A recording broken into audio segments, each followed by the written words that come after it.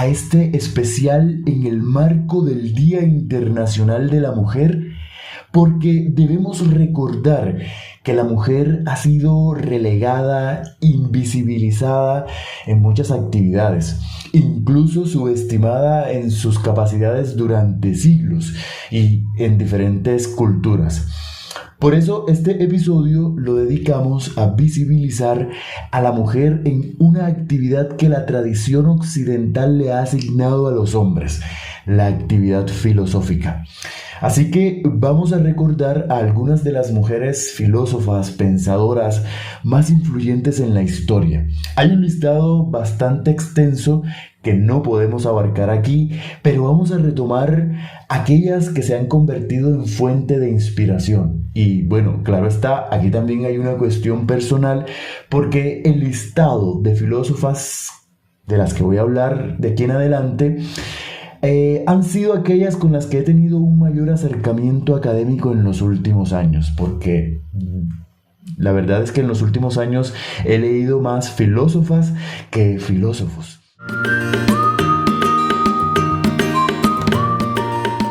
Esto es Metáforas Móviles y hoy les invito a un viaje en el tiempo para descubrir a estas mujeres que desafiaron las normas de su época y abrieron caminos para tener nuevas perspectivas sobre la sociedad, sobre el mundo, sobre la vida en sí. Vamos a mirar sus dramas, sus tragedias, sus formas de pensar. Desde la antigüedad hasta la actualidad, estas mujeres han dejado un legado que vale la pena recordar el día de hoy.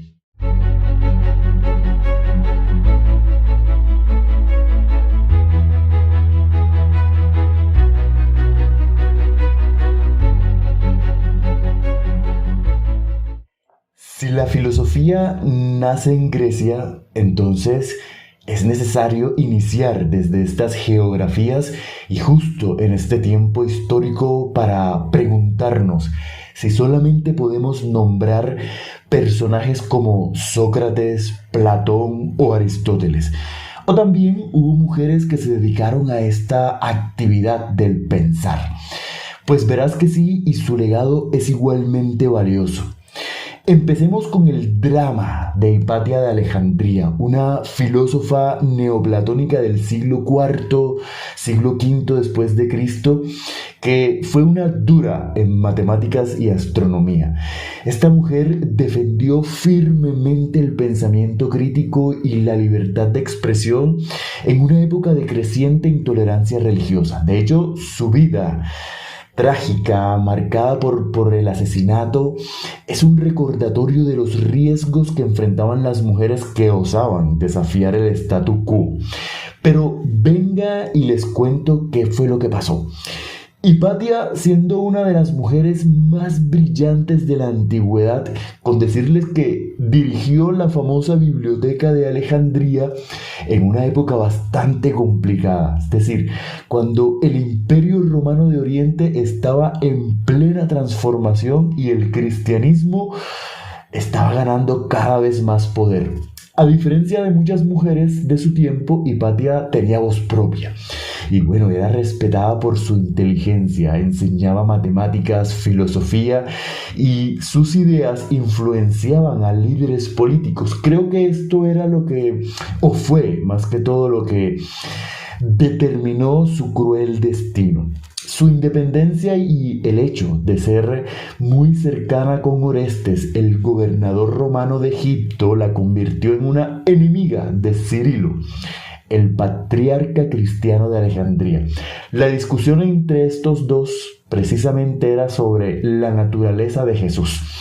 Si tenía una naturaleza estrictamente divina o una doble naturaleza entre humano y divino. En esa época la ciudad era, mejor dicho, un hervidero de conflictos entre cristianos, paganos, judíos y bueno, cualquier persona que representara el pensamiento antiguo corría peligro. Resulta que por allá en el año 415 después de Cristo, una turba de fanáticos cristianos, seguidores de Cirilo, la acusó de conspirar contra el cristianismo. Un día, pues, ella iba en su coche y la sacaron en plena calle, la llevaron a una iglesia y la asesinaron brutalmente. La crueldad fue tanta que se dice que la desnudaron, la golpearon con tejas y conchas afiladas y luego la descuartizaron. Su cuerpo fue quemado como si quisieran borrar cualquier rastro de su existencia.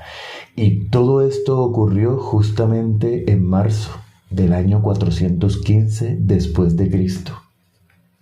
El pensamiento de Hipatia giraba en torno a la búsqueda de lo divino, a través de la razón, las matemáticas y la contemplación.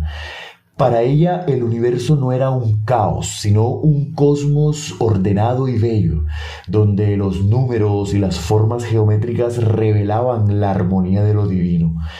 Hipatia creía que la filosofía no solo era un ejercicio intelectual, sino que también era un camino de vida, una forma de purificar el alma, dominar las pasiones y acercarse a lo uno, ese principio trascendente que está más allá de todo lo que podemos imaginar.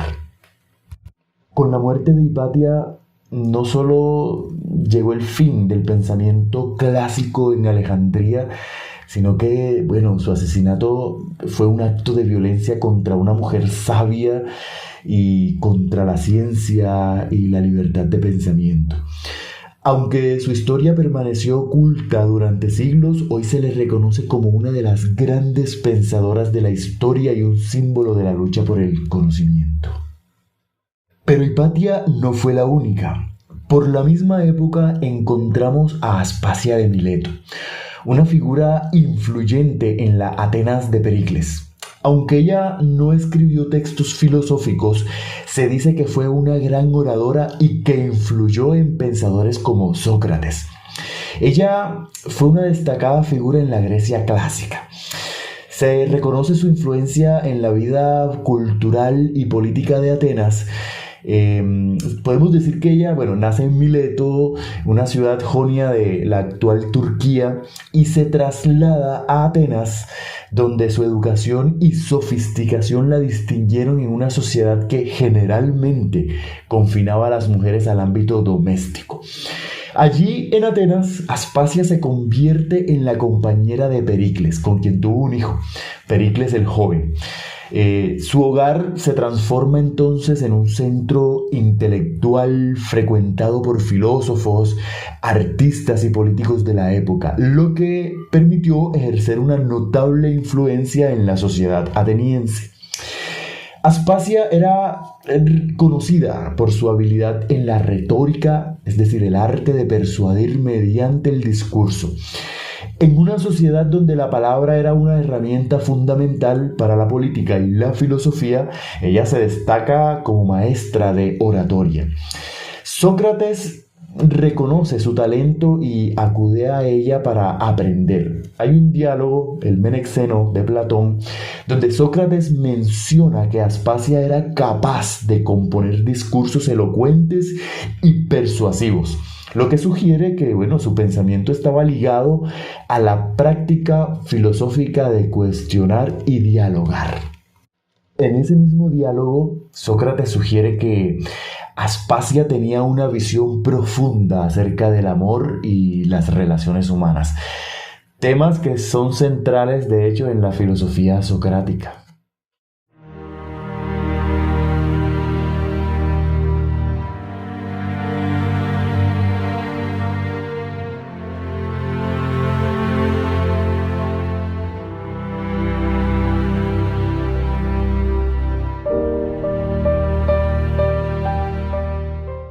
Avanzamos unos siglos y nos adentramos en la Edad Media, una época en la que la Iglesia era la institución principal, era el centro de todo, y lamentablemente era el tiempo en el que las mujeres llevaban la etiqueta de hijas de Eva, portadoras del pecado original que, bueno, las convertía en seres inferiores e impuros por naturaleza. Imagínense, si en la antigua Grecia las mujeres eran marginadas por no ser ciudadanas, aquí en plena Edad Media el escenario no era mucho mejor. La Iglesia, con su enorme influencia, les negaba cualquier papel protagonista. Resulta que el decreto de Graciano, una especie de manual de leyes eclesiásticas, dejaba claro que las mujeres, incluso las monjas, no podían tocar objetos de culto ni enseñar nada relacionado con lo divino. Para Graciano, las mujeres no tenían derecho a ejercer ninguna autoridad, porque, según él, su lugar era someterse al hombre. Un panorama bastante sombrío, ¿no? Pero, como veremos, incluso en estas condiciones hubo mujeres que rompieron moldes y dejaron su huella. Vamos a seguir adelante para conocer sus historias. Una de ellas fue Hildegarda de Bingen, una monja benedictina del siglo XII. Hildegarda no solo fue una mística y teóloga, sino que también podemos decir que fue una filósofa natural, porque exploró temas como la medicina, la botánica y la cosmología. Aquí hay un dato para reflexionar. Hildegarda de Bingen, a pesar de su genialidad, nunca aprendió a escribir. Entonces, ¿cómo logró dejar un legado tan impresionante? Pues con la ayuda de un monje llamado Volmar, quien se encargó de transcribir en latín sus visiones. Pero, ojo, esto no era solo un gesto de apoyo, no. También era una forma de control masculino, una manera de que los superiores eclesiásticos se sintieran tranquilos al tener a un hombre validando las palabras de una mujer.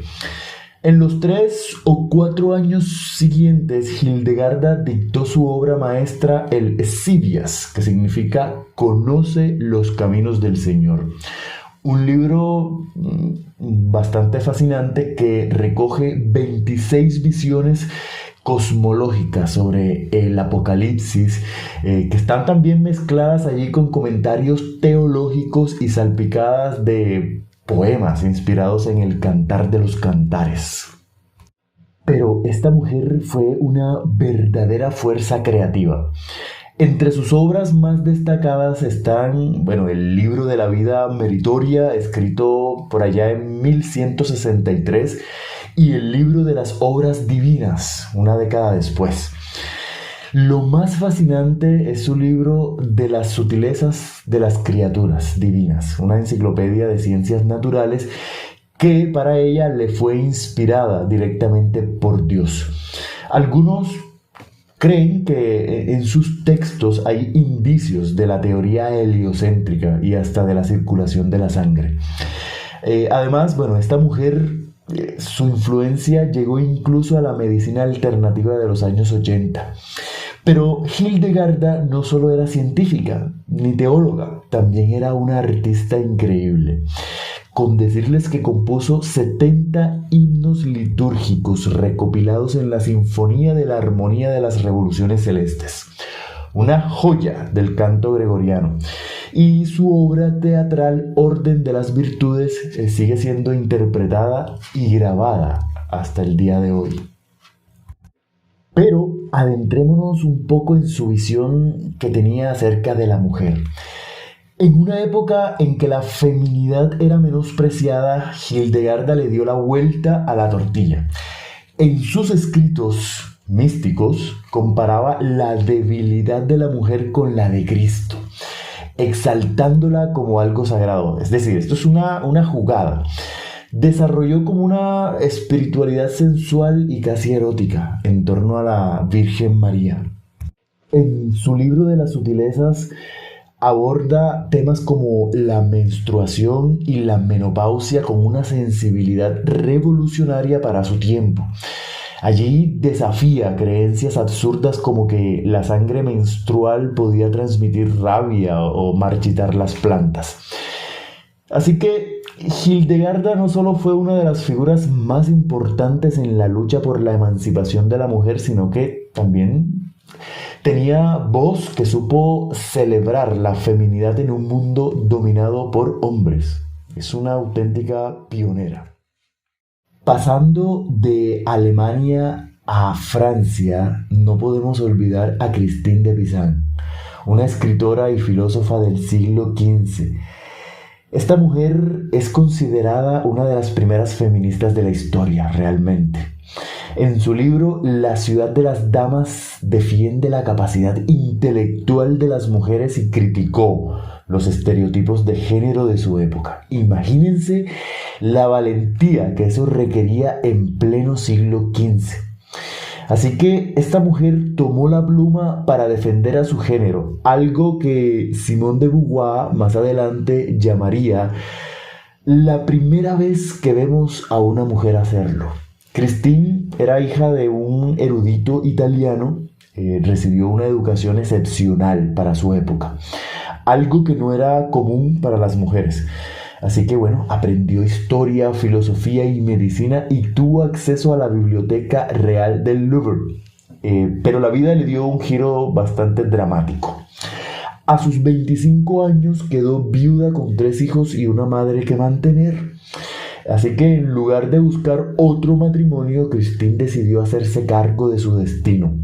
Se convirtió en escritora profesional, algo casi impensable para una mujer en ese entonces, y comenzó a ganarse la vida con sus baladas y poemas. Lo bueno fue que no solo se conformó con ser una simple escritora, se convirtió en una voz feminista de la época. En su obra más famosa, La ciudad de las damas, creó un mundo imaginario, donde las mujeres eran las protagonistas, gobernadas por la razón, la rectitud y la justicia. Ella allí reúne a figuras históricas y mitológicas como Safo, Dido y Lucrecia, para demostrar que la supuesta inferioridad de las mujeres no era natural, sino el resultado de la falta de educación y oportunidades. Ella dice, si las niñas tuvieran las mismas oportunidades y la misma educación que los niños, aprenderían y entenderían las artes y las ciencias tan bien como ellos. Así que Christine no solo desafió las ideas de su tiempo, sino que también se enfrentó a ciertas obras misóginas como el Román de la Rose, defendiendo que las mujeres eran mucho más que objetos de deseo. Aunque terminó sus días en un convento cansada por las guerras y los conflictos políticos, su legado se mantuvo. Christine de Pizan fue una pionera, una mujer que en un mundo dominado por hombres demostró que las ideas no tienen género y que la pluma puede ser tan poderosa como la espada, una auténtica revolucionaria del medioevo.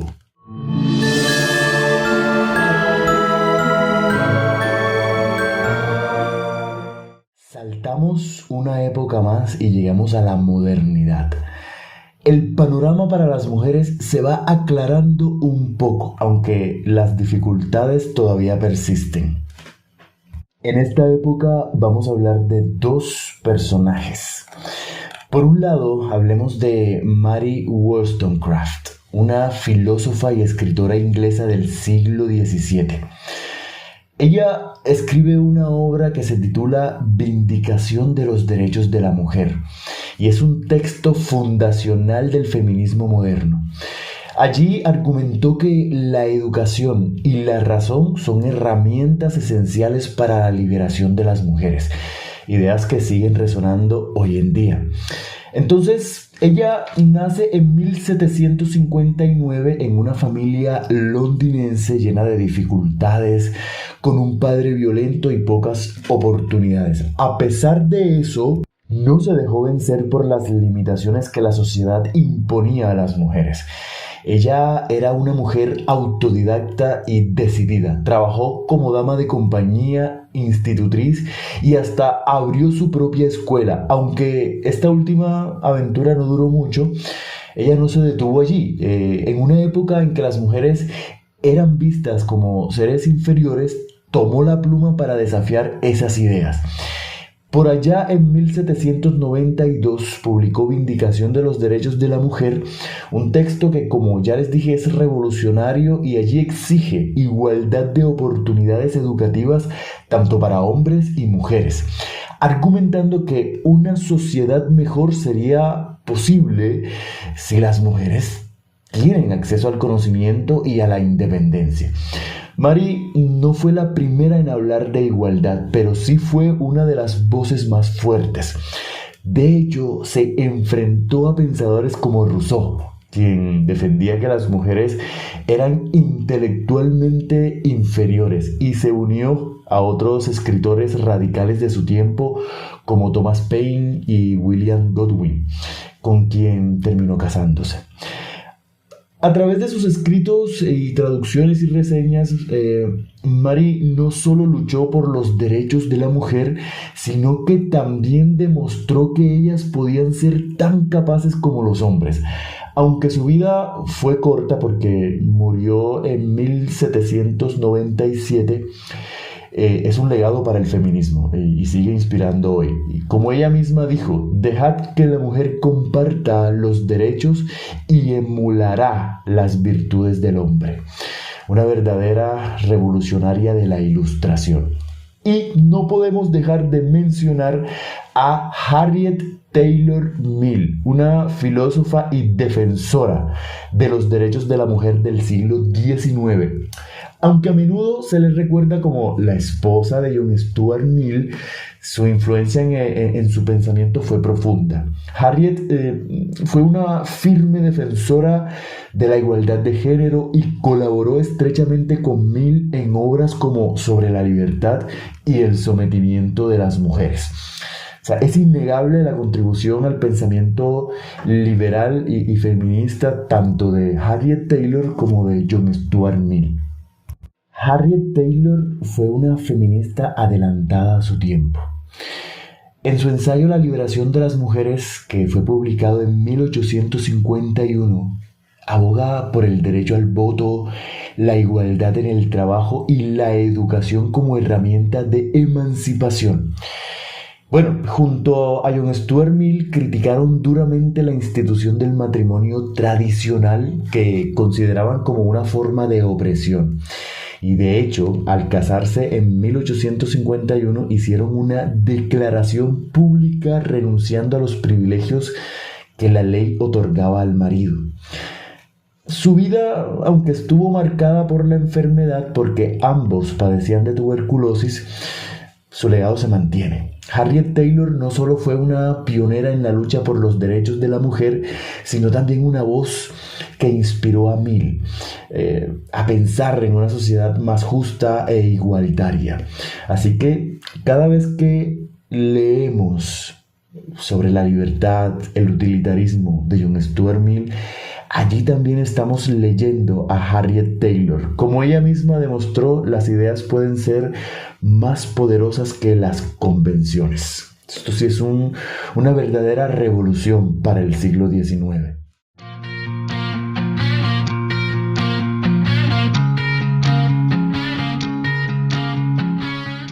Después de este recorrido, llegamos por fin hasta nuestros días. Llegamos al siglo XX y siglo XXI, donde las mujeres filósofas han brillado con luz propia, han aportado ideas transformadoras en campos como la ética, la política y la teoría feminista. Vamos a empezar esta época con una filósofa que ya he tratado en capítulos anteriores, y su nombre es Hannah Arendt, una de las pensadoras más importantes del siglo XX. Arendt reflexiona sobre temas como totalitarismo, la banalidad del mal y la naturaleza del poder. Ella se da a conocer con una obra que se titula Los orígenes del totalitarismo, que sigue siendo una referencia fundamental para entender los regímenes autoritarios. Realmente es una de las mentes más brillantes y controvertidas del siglo XX. Ella ha tenido una vida, o tuvo una vida fascinante tanto como sus ideas. Nace por allá en 1906 en Alemania en el seno de una familia judía secularizada. Desde muy joven demostró una inteligencia excepcional. De hecho, a los 14 años ya había leído a Kant. Pero también era una rebelde inconformista, pero la expulsaron del colegio en una ocasión. Sin embargo, se preparó por su cuenta, aprobó el examen de acceso a la universidad y comenzó una carrera intelectual que la va a convertir en una de las pensadoras más influyentes de su tiempo. En la universidad, su vida da un giro bastante dramático porque inicia una relación amorosa con nada más y nada menos que el filósofo Martin Heidegger. Un hombre que era casado y padre de familia. La relación fue bastante breve y complicada que la marcó profundamente. A raíz de eso, pues ella se muda más tarde a Heidelberg para doctorarse con una tesis sobre el concepto del amor en San Agustín. Ya en los años 30, mientras el nazismo ascendía en Alemania, Hannah se convirtió en una voz crítica y activa, ayudando a judíos a escapar del régimen. Más adelante es detenida por la Gestapo en 1933 y poco después huye a París, donde continuó su labor de apoyo a los refugiados. En 1941 llegó a Nueva York con un segundo marido, Heinrich Blücher, y su madre. Ella allí, reconstruye su vida como periodista e investigadora, profundizando en temas como el totalitarismo y la condición judía. Hay una película sobre Hannah Arendt que se las recomiendo, es muy buena, muy interesante.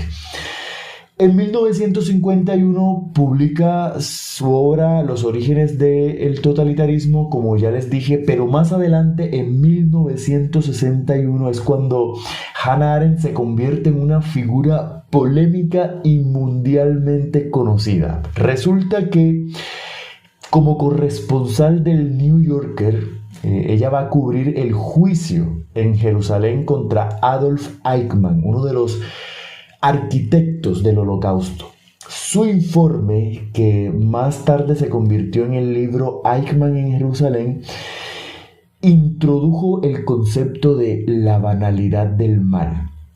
Arendt en ese informe no describió a Eichmann, como todo el mundo lo esperaba, como un monstruo, no, sino como un burócrata gris, un hombre normal que simplemente seguía órdenes sin cuestionarla. Es decir, lo que ella demostró fue la incapacidad de Eichmann para pensar.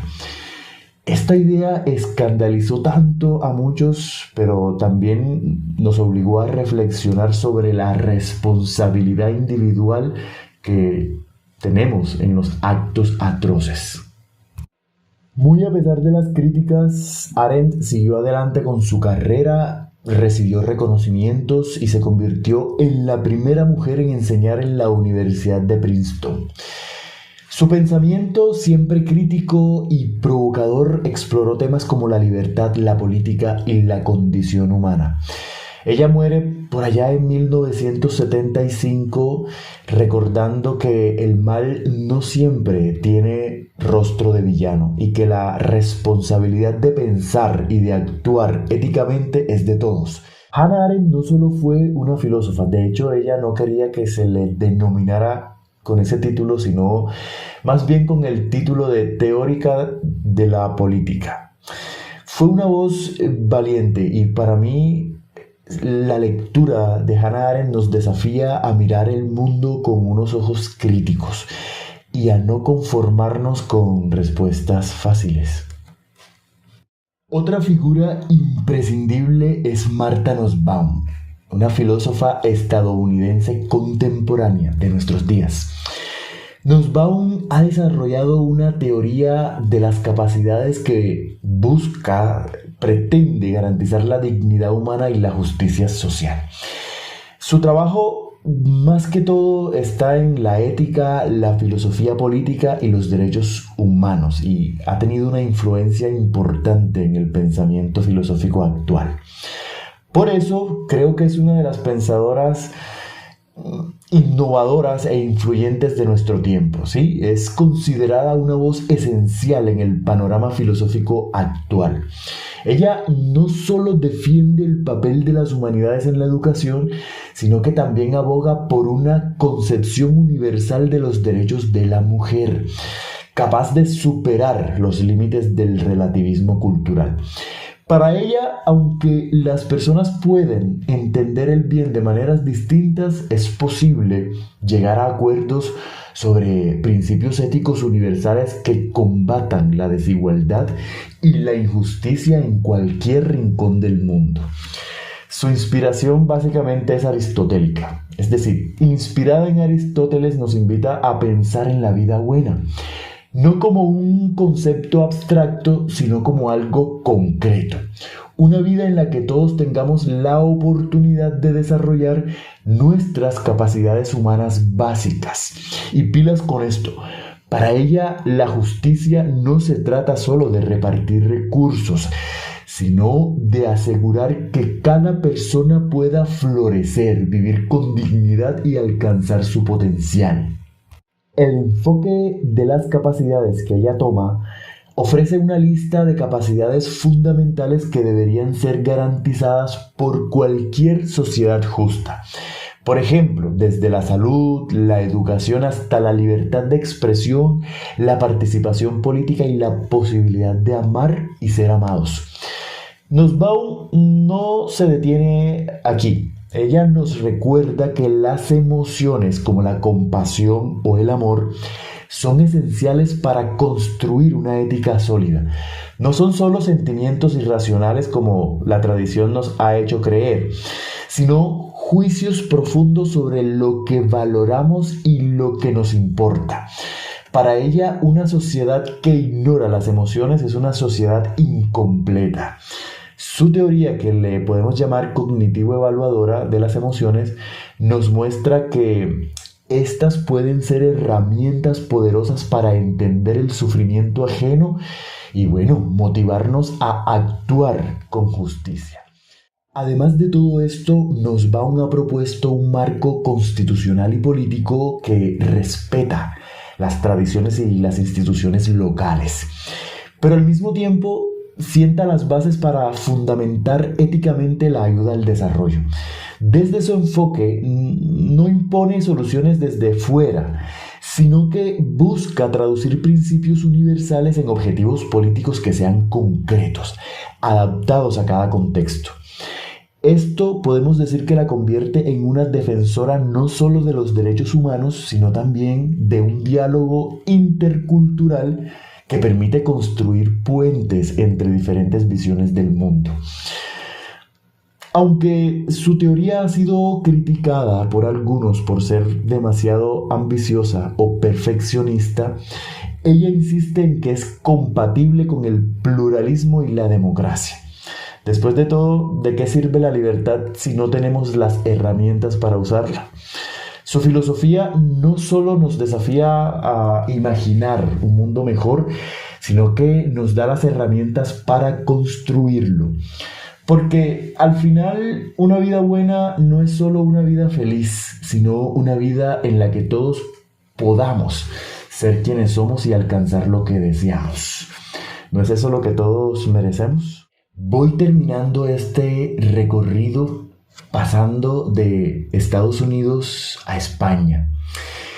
Vamos al ámbito hispano y allí no podemos olvidar a Adela Cortina, una filósofa nacida en Valencia en 1947, que al igual que Nussbaum es una de las voces más influyentes en el campo de la ética y la filosofía política en el mundo hispanohablante. Realmente es una mente brillante y con un compromiso inquebrantable con los valores humanos. Ella ha logrado llevar la filosofía fuera de las aulas y convertirla en una herramienta para mejorar la vida. Es conocida por su contribución a la ética aplicada y su defensa de una ciudadanía inclusiva. De hecho, acuña el concepto de aporofobia, el rechazo al pobre, y ha sido clave para entender las dinámicas de exclusión social. Adela Cortina, creo que una de sus mayores contribuciones más importantes es el concepto de ética cordial, que propone una moral basada en el respeto, el diálogo y la empatía. Para Cortina, de hecho, la ética no es un conjunto de normas abstractas, sino una guía para vivir en comunidad, donde el respeto a la dignidad humana es el eje central. Ella es bastante kantiana. Este enfoque la ha llevado a defender la importancia de una educación en valores y a criticar las desigualdades sociales que vulneran los derechos de las personas. Pero si hay una idea por la que Adela Cortina es mundialmente conocida, es precisamente por el término de aporofobia, que está reciente. En 2017 logró que la Real Academia Española incluyera esta palabra en el diccionario, definiéndola como el rechazo al pobre. Ella nos alerta sobre cómo en nuestras sociedades muchas veces no es la xenofobia o el racismo lo que motiva el rechazo, sino la pobreza. La porofobia nos permite reflexionar sobre nuestras actitudes hacia los más vulnerables y a trabajar por una sociedad que sea inclusiva y solidaria. Ella no se ha limitado a escribir libros y dar clases, sino que ha sido una voz activa en el debate público, participando en conferencias, medios de comunicación y organizaciones que promueven la justicia social. Su obra, ¿Para qué sirve realmente la ética?, es un ejemplo de cómo ha logrado hacer accesible la filosofía a un público amplio, demostrando que la ética no es un lujo, sino una necesidad para vivir en un mundo mejor. Y bueno, el reconocimiento a su labor ha recibido numerosos premios, como el Premio Nacional de Ensayos en 2014 y el Premio Internacional de Ensayo Jovellanos en 2007, y es miembro de la Real Academia de Ciencias Morales y Políticas, donde sigue trabajando para promover un diálogo entre la filosofía y las ciencias sociales. De hecho, tiene su propia fundación que se llama ETNOR, Ética de los Negocios y de las Organizaciones. Así que es una pensadora que ha sabido combinar la profundidad teórica con su compromiso práctico con la justicia y con la dignidad humana. Ella se doctoró con una tesis sobre la ética discursiva de Jürgen Habermas. De hecho, todo su pensamiento está permeado por la ética del discurso de Habermas, por la ética kantiana también, como ya lo mencioné, ha sido muy influenciada por Kant. Y bueno, con esto voy terminando, pero sin antes mencionar también que en el mundo hispanohablante tenemos a Victoria Camps, una filósofa española que ha trabajado también en temas como la ética, la educación y el feminismo. Aquí también cabía mencionar a Judith Butler. No quise mencionarla del todo porque ya en un capítulo anterior pude exponer como tal su propuesta y su filosofía.